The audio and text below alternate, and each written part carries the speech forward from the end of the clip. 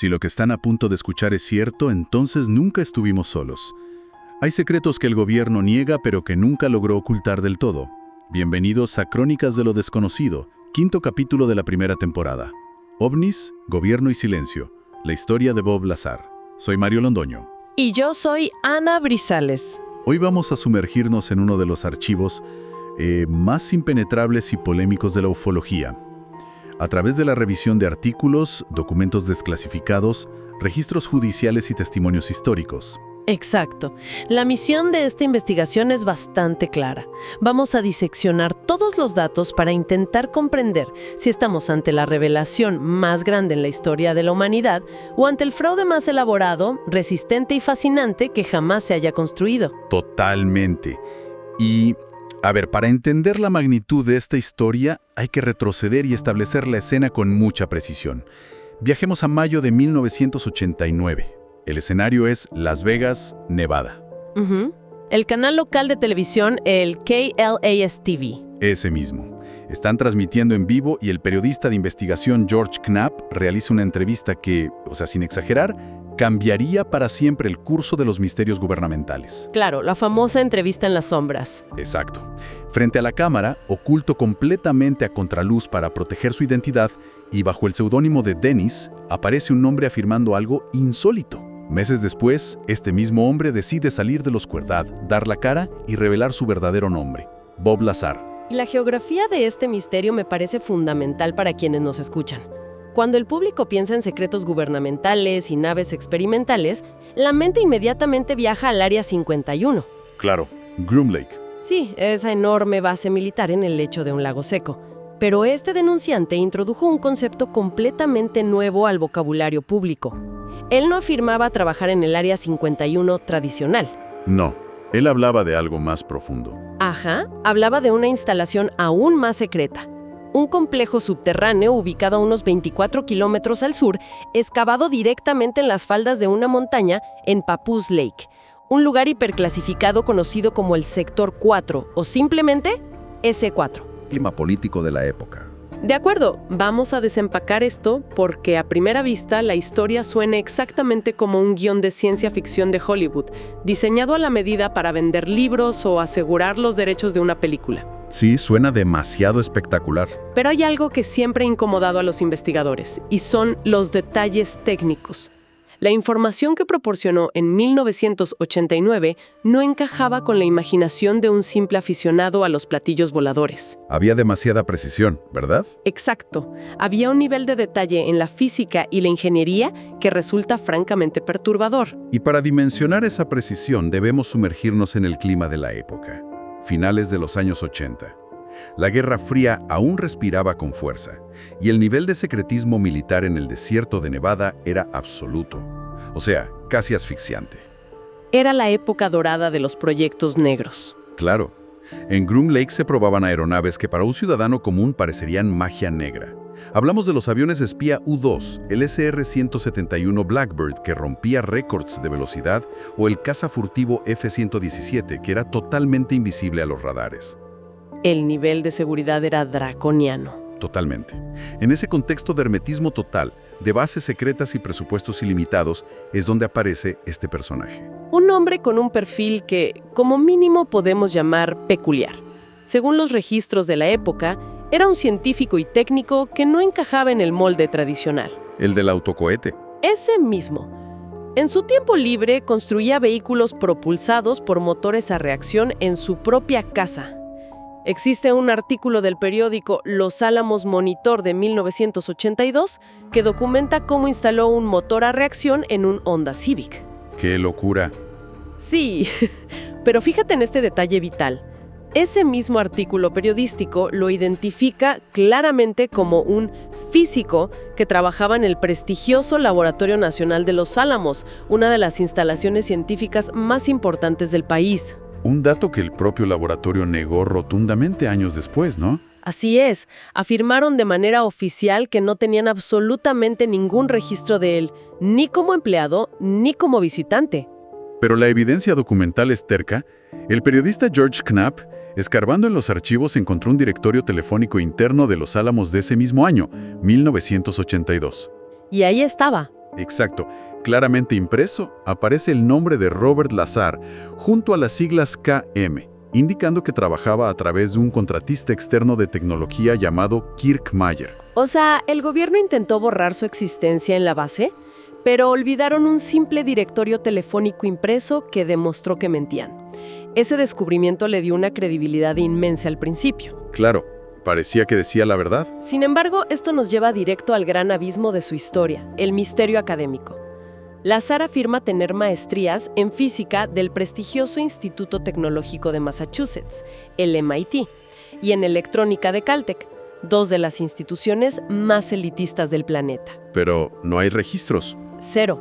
No hay tesis, no hay anuarios, no hay un solo diploma. De hecho, la investigación del fallecido físico y ufólogo Stanton Friedman fue devastadora en este aspecto. Friedman revisó las listas de graduación, los registros de exalumnos e incluso las bases de datos de las ceremonias de titulación. ¿Y qué encontró? Nada, absolutamente nada en el MIT. Lo que Friedman sí descubrió fue que, en la misma época en que Lazar supuestamente cursaba su maestría en el MIT en Massachusetts, en realidad estaba matriculado tomando clases de electrónica en el Pierce Junior College. Un colegio comunitario al otro lado del país, en California.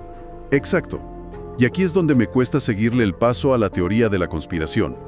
Quienes lo defienden dicen que el gobierno borró su historial académico para desacreditarlo.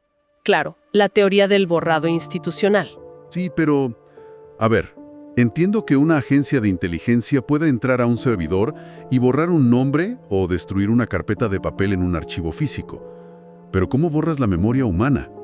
Es un punto crítico. O sea, ¿cómo eliminas el recuerdo de cientos de compañeros de clase, de profesores con los que discutiste tu tesis, de la vida social en un campus universitario? Es que la logística de borrar a alguien de una universidad de ese calibre es imposible sin dejar un rastro masivo de testigos confundidos. Y hay un detalle que empeora esto. Ajá, lo del profesor. Exacto. Lazar, intentando defenderse, mencionó el nombre de uno de sus supuestos profesores en Caltech, un hombre llamado Duxler. Pero resultó que el Dr. Duxler enseñaba matemáticas y física en el Pierce Junior College y nunca en su vida había dado clases en Caltech. Wow. ¿Fue esto un error de una mente sometida a un estrés inimaginable, tratando de proteger información clasificada? ¿O fue la grieta fatal en una historia inventada? Es una contradicción inmensa. Pero dejemos los registros y los papeles por un momento y adentrémonos en el núcleo de esta investigación. Visualicemos la escena exacta según sus propios relatos. 1988. Exacto. Un vuelo en un avión comercial sin marcas, los famosos vuelos Janet, desde el aeropuerto McCarran en Las Vegas hasta la pista de Groom Lake. Al aterrizar, lo hacen subir a un autobús con las ventanas completamente oscurecidas. El destino final, las faldas de la montaña en Papoose Lake. Y el viaje en autobús termina frente a una ladera escarpada en medio del desierto. A simple vista, es solo roca, polvo y arena. No hay edificios. Nada visible. Pero, mediante mecanismos ocultos, secciones enteras de la montaña comienzan a abrirse hacia afuera. Puertas corrugadas gigantescas, pintadas y texturizadas con arena pegada para camuflarse perfectamente con el entorno natural. Parece sacado de una película de espías. Totalmente. Una vez que el autobús entra, se revela un laberinto tecnológico subterráneo. 9 hangares masivos interconectados. Y en el interior de cada uno, descansando en el suelo, 9 naves de origen no humano. Todas con formas distintas. Él decía que una parecía un molde de gelatina. Otra tenía un perfil similar a un sombrero de copa plano. Pero él no iba a estudiar todas las naves. Fue asignado específicamente a una de ellas, a la que bautizó internamente como el Sport Model, o el modelo deportivo. Ajá. Y la descripción que hace de esta nave es fascinante, porque rompe con todo lo que fabricamos los humanos. Hablamos de un disco de unos 16 metros de diámetro y 5 metros de altura. Enorme. Un exterior liso, prístino, frío al tacto, que parecía estar hecho de titanio líquido. No había un solo remache, ninguna marca de soldadura, ni un solo cable visible, y absolutamente ningún ángulo de 90 grados. Todo fundido. Todo en su interior parecía estar fundido en una sola pieza de metal ininterrumpida. Y al observar la cabina de mando, los asientos eran diminutos, claramente diseñados para seres del tamaño de un niño pequeño. Y su trabajo, junto a su compañero Barry Castillo, no era pilotar este objeto. Su misión era realizar ingeniería inversa en su sistema de propulsión, desarmar lo imposible para intentar replicarlo. Y lo que encontró fue revolucionario. Así es. Al remover la cubierta del piso de la nave, encontró el núcleo de todo un reactor de antimateria. Para que nuestra audiencia lo visualice, era una semiesfera del tamaño de una pelota de básquetbol, coronada por un tubo que se extendía hacia el techo. El famoso reactor. En el interior de este reactor se utilizaba un combustible exótico, un elemento superpesado que no existía de forma natural en la Tierra. Él lo llamó el elemento 115. Físicamente, lo describió como un trozo de metal muy denso, estable, de color naranja cobrizo, que pesaba apenas unos 223 gramos. Aquí es donde se pone realmente interesante. La física detrás de este reactor rompe todos nuestros paradigmas. Tratemos de explicarlo de manera sencilla para quienes nos escuchan. Sí, por favor. Según las fuentes, él detalló que dentro del reactor, el elemento 115 era bombardeado con protones. Esto causaba que el elemento se transmutara, es decir, cambiara su estructura brevemente, y al decaer, liberaba antimateria. Antimateria pura. Exacto. Esa antimateria se canalizaba y reaccionaba con un gas, creando una aniquilación de materia y antimateria con una eficiencia energética del 100%. Pero esta energía colosal no se usaba para girar turbinas o generar calor, se usaba para generar y amplificar ondas de gravedad. Y para entender esto tenemos que sumergirnos en el concepto más complejo que introdujo la gravedad A y la gravedad B. La física tradicional nos enseña sobre la fuerza nuclear fuerte. Ana, hagamos una pausa ahí.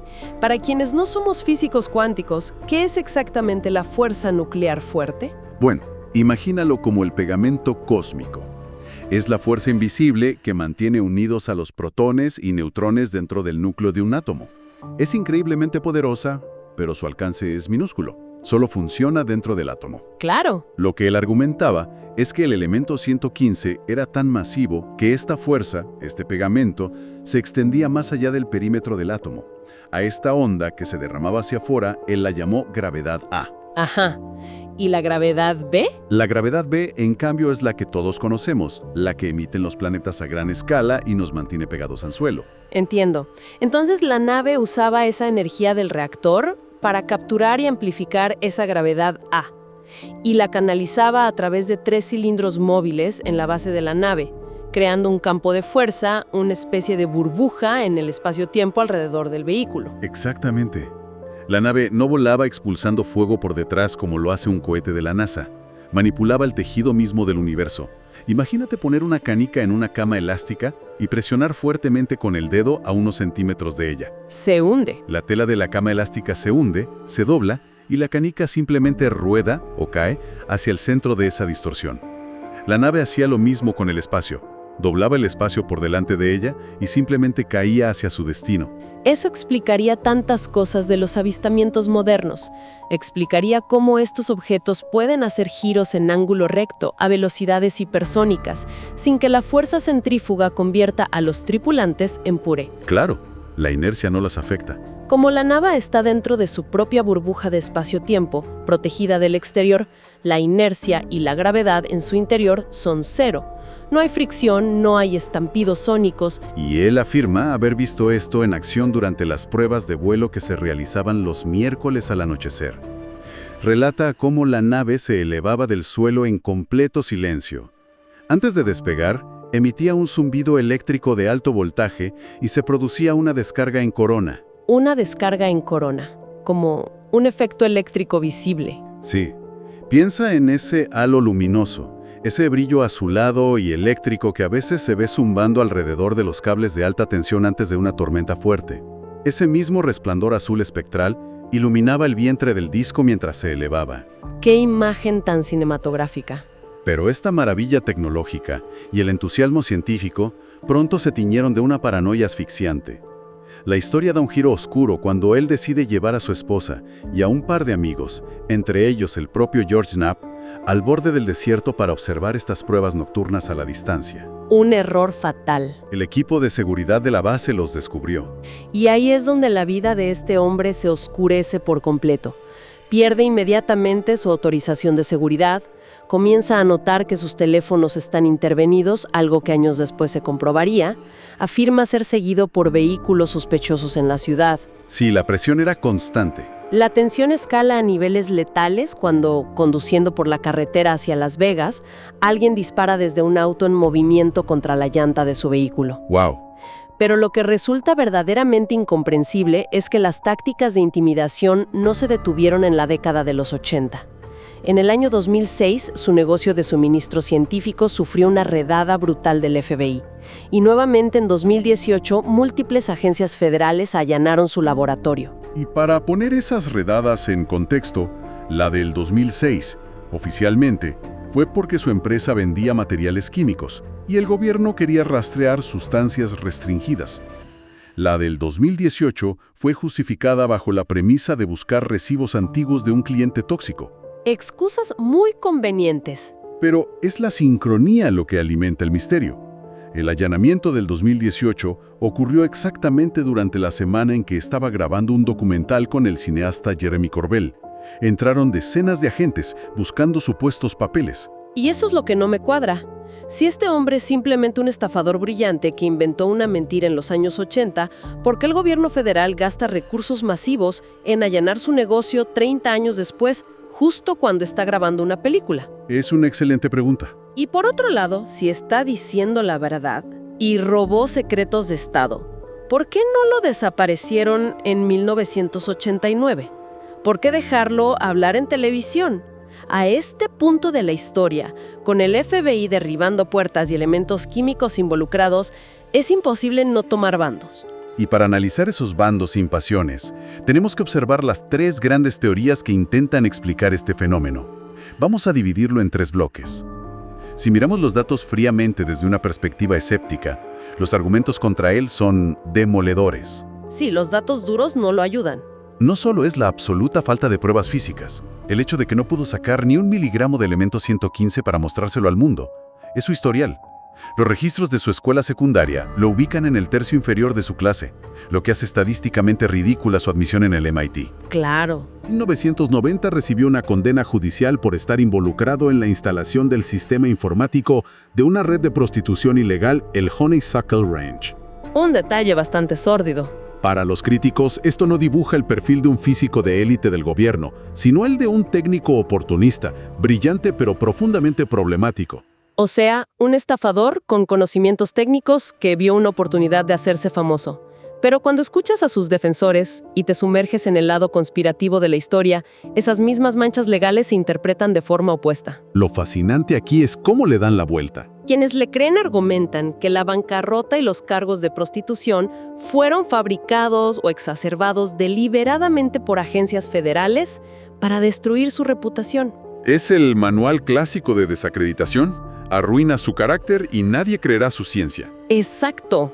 Además, señalan detalles que los escépticos ignoran. Aprobó múltiples pruebas de polígrafo administradas por expertos en inteligencia. Advirtió a sus amigos de las redadas del FBI días antes de que ocurrieran porque sabía que lo vigilaban. Y no olvidemos el argumento más fuerte de sus defensores, el elemento 115. En 1989, la ciencia formal consideraba que la tabla periódica terminaba mucho antes. Hablar del 115 era pura fantasía. Era ciencia ficción. Pero en el año 2003, 14 años después de la entrevista de Las Vegas, un equipo de científicos rusos y estadounidenses logró sintetizar en un acelerador de partículas el elemento 115, bautizado hoy oficialmente como moscovio. Aunque los escépticos rápidamente atacan ese punto, aclarando que el moscovio creado en el laboratorio es altamente inestable y decae en milisegundos. O sea, no sirve como combustible. Es cierto, decae rapidísimo. Pero él siempre sostuvo que el material alojado en la base subterránea era un isótopo estable.